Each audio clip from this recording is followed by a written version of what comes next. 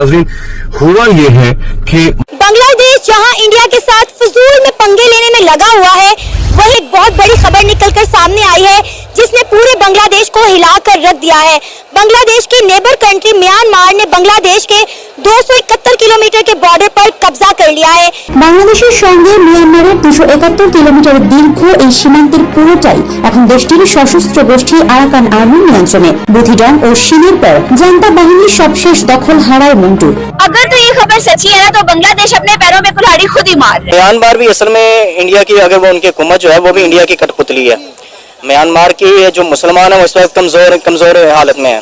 पिछली दफा भी आपने देखा कुछ साल पहले जब ये हमारे बहुत बड़े इन्होंने कत्लेआम किया म्यांमार के अंदर, और फिर लोगों को जो है वो कश्तियों पर निकलना पड़ा, जगह भी नहीं थी। तो यहाँ पे ये हो सकता है कि इंडिया ने उसको आगे किया हो। डॉक्टर यूनुस साहब को अगर देखा जाए तो उन्हें कोई पता नहीं है कि भारत क्या चीज है, हमने भारत के साथ किस तरह डील करना है। हिंदुस्तानी मीडिया भी और उनकी हुकूमत भी बड़ी सख्त जो है ना वो तनकीद का निशाना बना रही है। एडवाइजर साहब जो हमारे यूनुस साहब हैं उनकी हुकूमत पे हमारा तो नेबरहुड है ही है टेक्निकली, फिर कभी अराकान आर्मी आ गई, कभी रोहिंग्याज आ गए, वो सब चलता रहेगा। तो सम टोटल ये है कि ये इसका बेड़ा गर्क वैसे ही होगा जैसे पाकिस्तान का होने वाला है। लेकिन याद रखना, it is not a good news at all. दोस्तों ये वीडियो जो आप लोग आगे देखने वाले हैं ना, ये वीडियो काफी ज्यादा इंटरेस्टिंग होने वाला है। इससे ये पता लगेगा जो भारत से दुश्मनी लेता है ना, उसको किस तरीके की मुंह तोड़ जवाब मिलती है।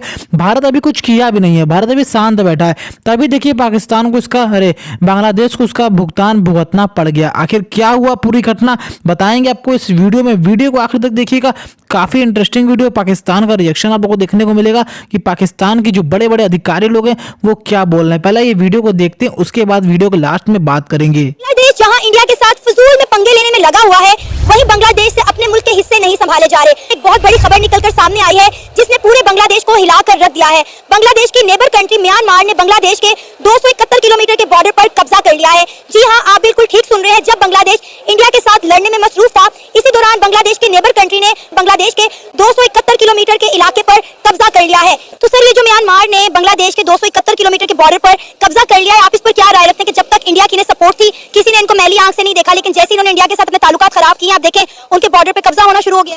नहीं, म्यांमार भी असल में इंडिया की, अगर वो उनकी हुकूमत जो है वो भी इंडिया की कठपुतली है। म्यांमार की जो मुसलमान है वो अभी पावर के अंदर नहीं है, तो म्यांमार को इंडिया सपोर्ट करता है, उसके ऊपर वो जो है वो इन्वेस्ट करता है, उसको यूज करता है। पिछली दफा भी आपने देखा कुछ साल पहले जब ये हमारे बहुत बड़े इन्होंने कत्लेआम किया म्यांमार के अंदर, और फिर लोगों को जो है वो कश्तियों पर निकलना पड़ा, जगह भी नहीं थी। लोगों के घर चलाए गए हजारों लाखों की तादाद में मुसलमानों के। तो म्यांमार के मुसलमान पॉपुलेशन उनकी ज्यादा है, लेकिन वो पावर में नहीं है, क्योंकि उसको वहाँ की जो कठपुतली हुकूमत है, जिस तरह मोदी हसीना वाजिद को चला रहे थे, म्यांमार की पोजीशन तो इससे भी कमजोर है। तो म्यांमार तो टोटली वजह इंडिया के ऊपर जो है डिपेंडेंट है। तो यानी आप ये कहना चाह रहे हैं कि म्यांमार ने जो बांग्लादेश के 271 किलोमीटर के बॉर्डर पर कब्जा किया है, उसके पीछे इंडिया की सपोर्ट है? बिल्कुल इंडिया की सपोर्ट है। वहाँ की जो कठपुतली हुकूमतें हैं वो बांग्लादेश के ऊपर जो है वो अपनी मर्जी से तो नहीं जा सकती।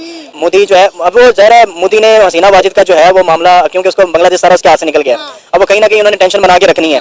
तो यहाँ पे ये हो सकता है कि इंडिया ने उसको आगे किया हो। बांग्लादेश के बारे में मैं बात करना चाह रहा था कि मोहम्मद यूनुस साहब जो है वो कह रहे हैं सार्क को रिवाइव करना चाहिए। डॉक्टर साहब, इंडिया तो सार्क को कभी भी रिवाइव नहीं करने देना चाहता, तो मोहम्मद यूनुस ने क्या ये कोई कंसेशन लेना चाहते हैं नरेंद्र मोदी से कि हसीना वाजिद को चुप कराओ, वरना मैं कोई पंडोरा बॉक्स मजीद खोलना चाहता हूँ? आप इसको कैसे देखते हैं? चीमा साहब, बांग्लादेश से शुरू करते हैं। मैं इस पे सबसे पहले तो ये कहना चाहूंगा कि बांग्लादेश की 16 दिसंबर जब पाकिस्तान से अलग हुए थे, अब वो जुड़ना चाह रहे हैं। मुझे तो ये समझ नहीं आ रही कि अब वो जुड़ना चाहते हैं। वो कहते हैं भरा बखरे वही नहीं सा। देखिए चीमा साहब, देखें दो चीजें हैं। डॉक्टर यूनुस साहब को अगर देखा जाए तो उनका स्टेटस क्या है, जो सोच मैं थोड़े से अंदर के हालात बताना चाहता हूं कि वो किस डायरेक्शन पे जा रहे हैं। उनका स्टेटस है एडवाइजर। उनके पास कोई ओहदा कोई नहीं है अभी तक। और दूसरा, उन्होंने डॉक्टर यूनुस साहब ने अगले दिन तकरीर फरमाई है, बड़ी कंट्रोवर्शियल सी। उन्होंने कहा है कि हम रिफॉर्म करेंगे, हमारा काम है रिफॉर्म करना। हो सकता है उसमें 4 साल लग जाए। अब वो 4 साल उन्होंने रहना है आस पड़ोस में, उन्हें कोई पता नहीं है कि भारत क्या चीज है, हमने भारत के साथ किस तरह डील करना है, हमें बनाने के लिए भारत ने क्या किया था, हमारे कितने महाजरीन भारत के अंदर बैठे हैं, ये डॉक्टर यूनुस साहब को कोई अंदाजा नहीं इस चीज का। सार्क कंट्री का उन्होंने बिल्कुल आपकी बात ही ब्लैकमेल करने के लिए उन्होंने ताश का पत्ता फेंका। और फिर साथ ही उसमें वो कहते हैं कि ये पॉसिबल नहीं है, भारत और पाकिस्तान के रिलेशनशिप की वजह से सार्क आगे ग्रो ही नहीं कर पाया। डॉक्टर यूनुस साहब बड़े पढ़े लिखे बंदे हैं, मेरे ख्याल में तो पूछना चाहिए कि सार्क कंट्रीज के हालात क्या है, जरा देखें तो सही। जरा गिन के वो जो 7 कंट्री हैं उनके इकोनॉमिक हालात देखें, पॉलिटिकल स्टेबिलिटी देखें, और फिर उसके बाद बताएंगे ये 7 कंट्री दुनिया को क्या दे सकते हैं, क्या ले सकते हैं। उनमें से ज्यादातर कंट्रीज के अंदर जो चीजें कॉमन है, यहां तो लूली लंगड़ी डेमोक्रेसी है, करप्शन उन पे सारे 7 कंट्रीज में टॉप पर है, और कुछ कंट्रीज के अंदर दहशतगर्दी है। इन सर्कमस्टांसेस में पहले अपना, अब कहते हैं अपना बैक होम करें, अपने गिरेबान में झांकें और फिर कोई ना कोई ऑर्गेनाइजेशन बनाने की कोशिश करें। डॉक्टर यूनुस साहब को चाहिए सबसे पहले तो अगर रिफॉर्म करनी है तो रिफॉर्म जल्दी से जल्दी करके इलेक्शन की तरफ जाए। वहां पे जो उनका कॉटन का बिजनेस था वो तो भारत जा रहा है, इन्फ्लेशन अगले दिन उसकी रिपोर्ट आई है 11.8% बढ़ी। तो इन सर्कमस्टांसेस में, जिन सर्कमस्टांसेस में बैठे हैं चंद लौंडे लपाड़े जिस तरह के हमारे पाकिस्तान में है फारग फिरते हुए, इस तरह के वहां थे सड़कों पे आके उन्होंने बंदे मार मार आके, तो वो कोई उन्हें खुद समझ नहीं आ रही कि हमने क्या करना है, और अभी भी लड़ रहे हैं एक दूसरे के साथ। ये उनका फ्यूचर है। उसके बाद इस वक्त जो मुझे सबसे बड़ा जो तशवीश है बांग्लादेश के हालात पे, वहां पे रेडिकलाइजेशन वापस दोबारा लाने की कोशिश भी की जा रही है और वो पार्टियां सारी रेडिकल्स जो है वो वापस आ रही हैं, और इन्हें ये नहीं पता कि हमारे पाकिस्तान के हालात जो हैं वो रेडिकलाइजेशन और दहशतगर्दी ने कैसे कर दिए हैं। ये इनको चाहिए सीखें। बांग्लादेश की तरफ किसी ने मैली आंख से भी नहीं देखा, और जैसे इंडिया से उनके मामला खराब हुए हैं, इर्द गिर्द के ममालिक ने उनके बॉर्डर पर कब्जा करना शुरू कर दिया। ये जो है ये बांग्लादेश और इवन हम सब यही एक्सपेक्ट कर रहे थे कि बांग्लादेश के साथ अब यही कुछ होगा। अब म्यांमार जो है ना वो अपनी जो सरहद है वो शेयर कर रहा है। अब म्यांमार जो है वो बांग्लादेश के ऊपर ना चाहते हुए भी हमला करेगा, क्योंकि जब आपके घर के अंदर हालात उनसे ठीक नहीं ना होते तो जो बाहर के दुश्मन होते हैं ना वो खामखा भी उनसे हमला करके कब्जा। तो दोस्तों आप लोग देख ही सकते हैं कि बांग्लादेश जो कि हमारे देश भारत से दुश्मनी लेना चाह रहा था, लेना कैसे चाह रहा था, वो चाइना से मिल रहा था, पाकिस्तान से दोस्ती बढ़ा रहा था और इंडिया से दुश्मनी बढ़ा रहा था। यहाँ चाइना भी बांग्लादेश के साथ दे रहा था, पर यह चीज म्यांमार को बिल्कुल भी अच्छा नहीं लगा और इसको देखते हुए 271 यानी 72 किलोमीटर का एरिया म्यांमार की एक आर्मी ने कब्जा कर लिया। अब ये देखते हुए मोहम्मद यूसुफ को समझना चाहिए कि हमारी पावर कुछ भी नहीं है, हम फालतू में दहाड़ रहे हैं और दहाड़ने लायक मेरी शक्ति भी नहीं है, फिर भी हम दहाड़ रहे हैं, और भी किसके दम पे दहाड़ रहे हैं? पाकिस्तान के दम पर, जो दूसरों से भीख मांगता है उसके दम पर हम भारत को जो चुनौती देने जा रहे हैं। ऐसा हो तो नहीं सकता, पर इन लोग की सपना ये लोग खुले आंखों से देखते हैं। आप लोग देख सकते हैं, एक लोग होते हैं ना जो बंद आंखों से सपना देखते हैं, एक लोग होते हैं जो सोते हुए सपना देखते हैं, और ये लोग हैं जो खोल के आंख सपना देखते हैं। ये वो लोग हैं, इन लोग को मालूम है कि हम कुछ नहीं कर पाएंगे भारत का, फिर भी भारत से पंगा ले रहे हैं। यहाँ तक कि जो पाकिस्तान के अधिकारी लोग हैं, बड़े बड़े लोग हैं, अफसर लोग हैं, जो जिसके पास कॉमन सेंस, जिसके पास दिमाग है, वो लोग कह रहे हैं कि भारत से दुश्मनी लेना बांग्लादेश को बड़ा महंगा पड़ जाएगा और हर तरीके से महंगा पड़ेगा, चाहे वो फूड प्रोडक्ट को लेकर हो, चाहे घर के सामान को लेकर के हो, सब। अगर अगर भारत बंद कर देगा बांग्लादेश में सप्लाई देना ना, तो यहाँ पर बांग्लादेश की नानी याद आ जाएगी। बांग्लादेश को लगेगा सारा सामान इतना महंगा हो जाएगा ना कि जाएगा तो भाई। अगर मान लीजिए टमाटर यहाँ पर 50 रुपए किलो है, डायरेक्ट बांग्लादेश जाता तो 60 रुपए किलो का बिकता। अब बांग्लादेश को टमाटर चाहिए रहेगा तो फिर कहीं और स्टेट से मंगाएगा या फिर कोई और देश से मंगाएगा, तो रास्ता लंबा पड़ेगा, रूट जितना लंबा पड़ेगा उतना उस पर टैक्स जुड़ता जाएगा, उतना उस पर कॉस्ट, अगर कॉस्ट तो टमाटर पे ही आएगा ना, तो जाकर 150, 200, 300, 400 का बिकेगा।